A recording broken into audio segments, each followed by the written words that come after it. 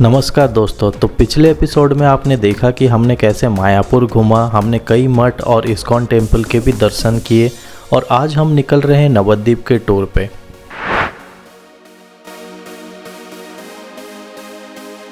सुबह जैसे ही हुई हम निकले ब्रेकफास्ट करने के लिए कैंपस के अंदर, लेकिन अनफॉर्चुनेटली हमें कोई भी प्रॉपर इंडियन ब्रेकफास्ट नहीं मिला, ना पूरी, ना इडली, ना डोसा। तो हम कैंपस के बाहर ही निकल गए खाना ढूंढने।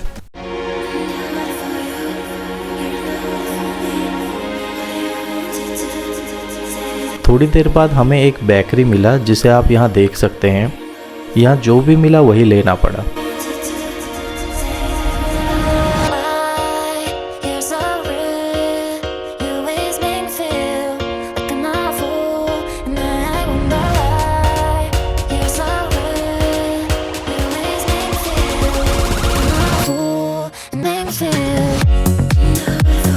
ब्रेकफास्ट करने के बाद हम निकल पड़े नवद्वीप घूमने, जो श्री चैतन्य महाप्रभु जी का जन्म स्थान है। नवद्वीप जाने के लिए आपको सबसे पहले बोट से गंगा पार करना होता है। मेरे लिए ये काफ़ी अनोखा एक्सपीरियंस था। यहाँ छोटी बोट से लोग एक तरफ से दूसरी तरफ 2 व्हीलर से लेकर 3 व्हीलर और 4 व्हीलर तक ट्रांसपोर्ट कर लेते हैं।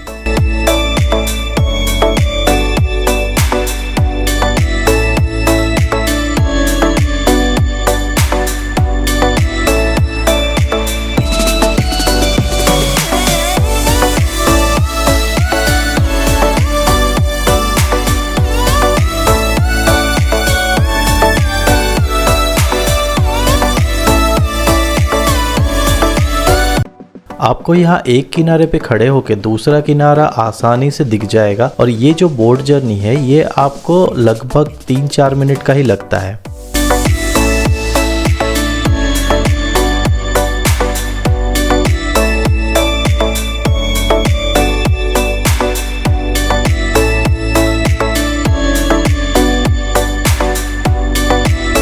अभी हम दूसरे किनारे पे पहुंच चुके हैं और सब लोग अपने अपनी गाड़ियां उतार के अपने अपने रास्ते पे निकलने लग रहे हैं।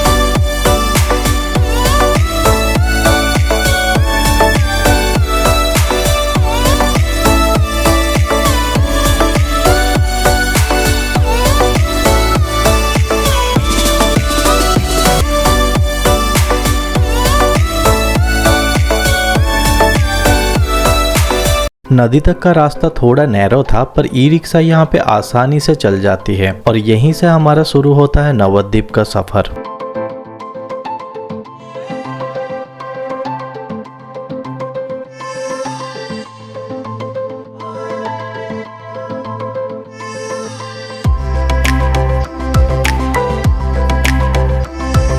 नवद्वीप पहुंचते ही हमें कई गुरुओं के मठ और मंदिर देखने को मिले और जैसे मैंने आपको बताया था कि ये श्री चैतन्य महाप्रभु का जन्म स्थान भी है, हम उस पवित्र स्थल पर भी गए जिसे मैं आपको आगे वीडियो में दिखाऊंगा।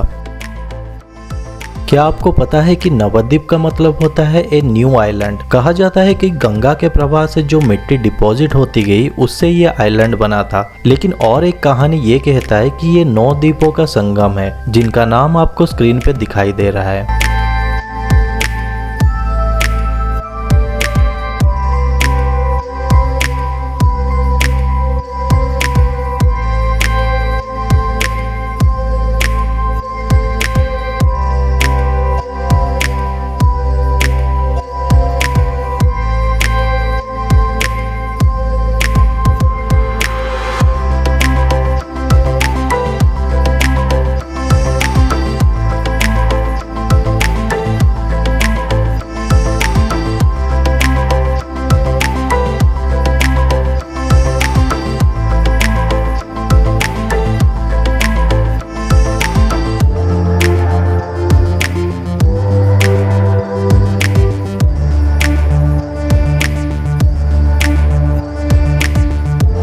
इसके बाद हम नवद्वीप के जगन्नाथ मंदिर पर दर्शन करने के लिए पहुंचे, जहां हमें इस्कॉन के गुरुओं के कई फोटो देखने को मिले।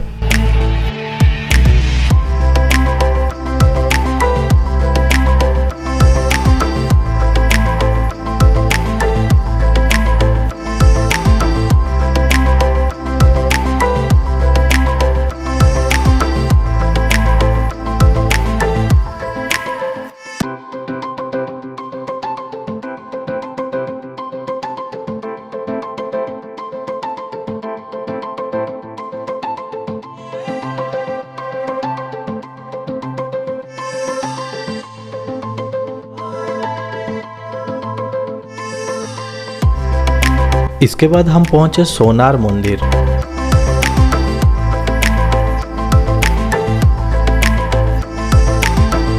कहा जाता है कि ये मंदिर के ऊपर एक गोल्डन डोम हुआ करता था जो काफी चमकता था सोने जैसा। यहाँ आपको राधा कृष्ण की मंदिर देखने को मिल जाएगा।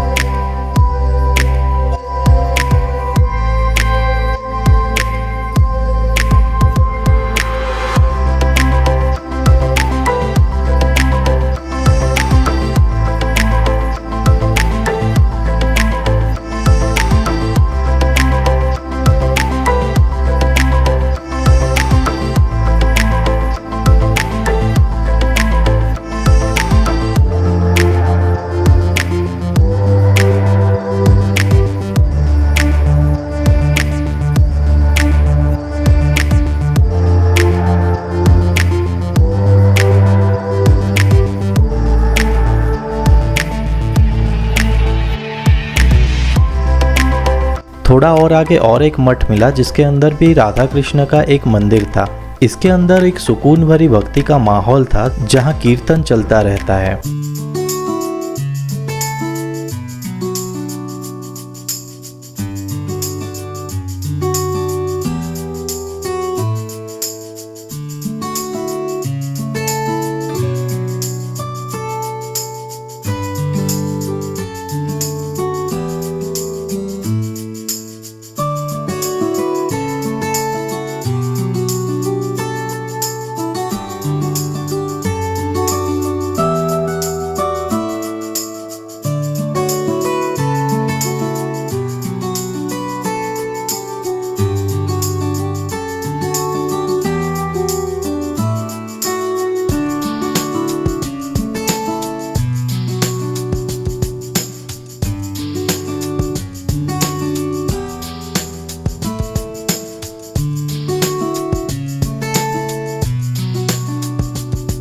इसके बाद हम गए समाजबाड़ी आश्रम। इसके अंदर एक बड़ा सा कैंपस है और राधा कृष्ण जी की मंदिर भी इसके अंदर ही आपको मिल जाएगी। यहाँ पे हमेशा भजन कीर्तन चलता रहता है।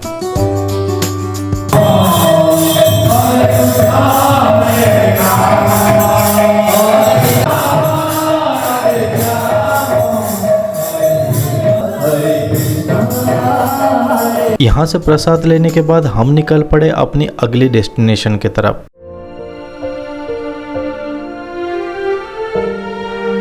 आश्रम के बाहर आपको कुछ लोकल स्ट्रीट मार्केट देखने को मिलता है। अगर आपको कुछ पसंद आया तो आप यहाँ से खरीद भी सकते हैं। इसके साथ ही हम गए सोनार गोपाल मंदिर और उसके साथ ही कुछ और मंदिर। सोनार गोपाल मंदिर के अंदर कैमरा अलाउड नहीं था। नाम सुन के आपको लग रहा होगा कि मूर्ति शायद सोने की होगी, लेकिन असल में मूर्ति अष्ट धातु का है और ये मंदिर का सिर्फ नाम ही सोनार गोपाल है। इसके बाद हम सीधा पहुंचे गंगा घाट, जहां से हमने थोड़ा गंगा जल लिया अपने घर के लिए। मैं कभी कभी ये सोचता हूँ कि कुछ लोग कितने लकी होते हैं, जहां हम गंगा जल या तो किसी दुकान से खरीदते हैं या फिर किसी तीर्थ पे जाके लेते हैं, वहीं कुछ लोगों को रोज रोज गंगा में नहाने का मौका मिलता है। यहीं पे एक महाशय मिले जो मेरे गिम्बल के फीचर्स के बारे में पूछने लगे। थोड़ी देर बातें हुई और फिर वो चले गए। So stable as it like it can't go like if you move your arm Yeah, like this? it's now landscape.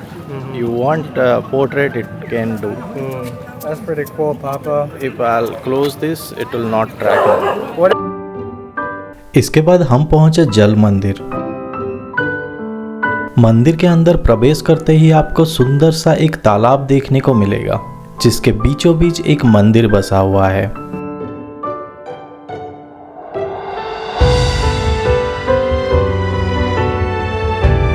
जब आप सीधा अंदर आओगे तो आपको कई सारे हिरन देखने को मिलेंगे, जिन्हें आप खाना खिला के आनंद ले सकते हैं।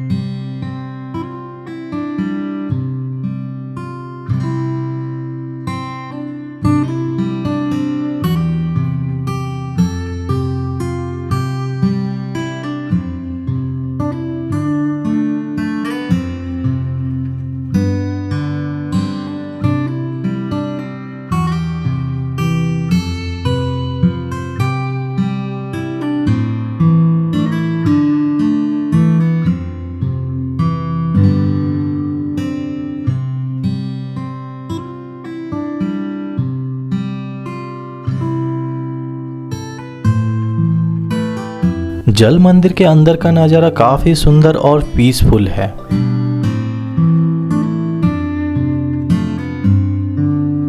जल मंदिर से निकलते ही ठीक ऑपोजिट साइड पे आपको एक मंदिर मिलेगा, जिसका नाम है मूल मंदिर। ये है मूल मंदिर। कहा जाता है कि यहीं से पहली बार श्री चैतन्य महाप्रभु की पूजा शुरू हुई थी। श्री चैतन्य महाप्रभु का जन्म 1486 में एक नीम के पेड़ के नीचे हुआ था और इसी वजह से उनका नाम निमाई पड़ा। यहीं से ही भक्ति मूवमेंट की शुरुआत भी हुई थी।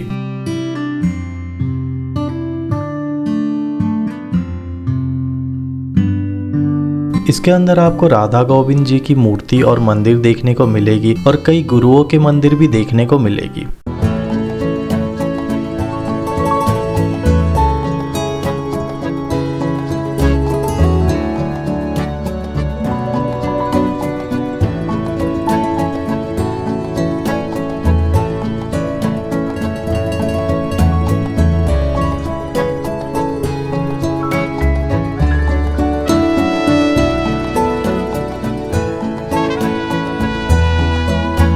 इसके अंदर का माहौल काफी साफ सुथरा और वेल मेंटेन्ड है।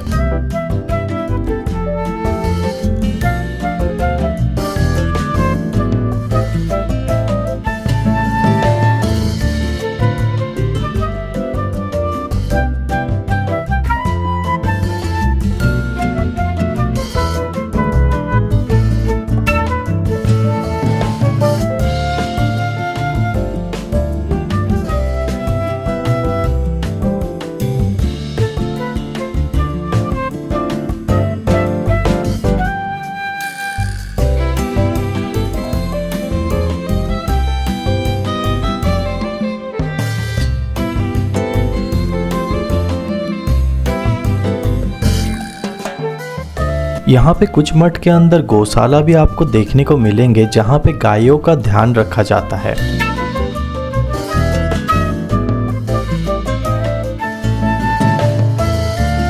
इसके बाद हम वापस अपने मायापुर कैंपस पे लौट गए, क्योंकि हमें 1 बजे से पहले लंच के लिए पहुँचना था।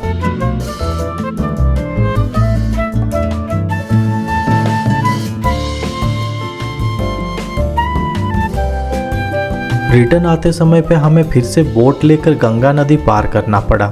इस पूरे नवद्वीप के टूर का खर्चा हमारा 1000 का हुआ, जिसमें ई रिक्शा ने हमें पूरा नवद्वीप घुमाया। गंगा के किनारे होने की वजह से यहाँ हर जगह पे आपको ताज़ी सब्जियाँ उगती हुई या बिकती हुई दिख जाएंगे।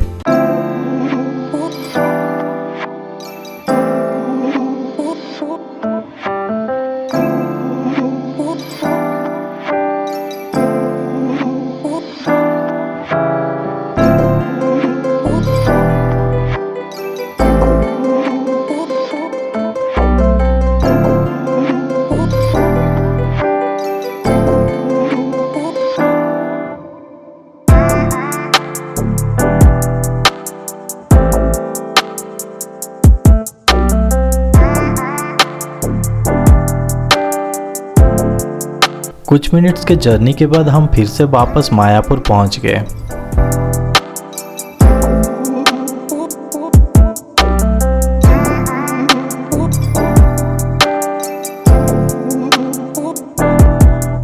ठीक 1 बजे तक हम अपने होटल पहुंच गए और अपना टोकन दिखा के प्रसाद लिया।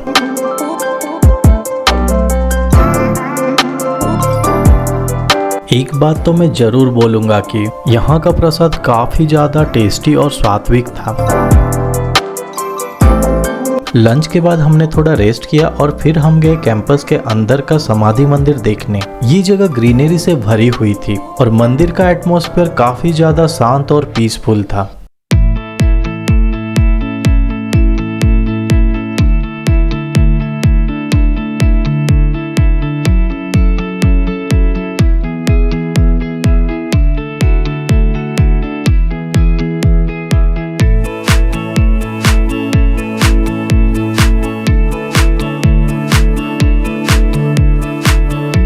आपको एक बात बता दूं कि मंदिर के अंदर कैमरा अलाउड नहीं है, तो इसीलिए आपको कैमरा और जूता दोनों मंदिर के सामने वाले काउंटर पे डिपॉजिट करना पड़ेगा। कैंपस के अंदर एक प्लानेटरियम थिएटर भी है जहां आपको समुद्र मंथन की कहानी और श्रीला प्रभुपद की ओरिजिनल पेंटिंग्स को 3D एनिमेशन के जरिए दिखाया जाता है।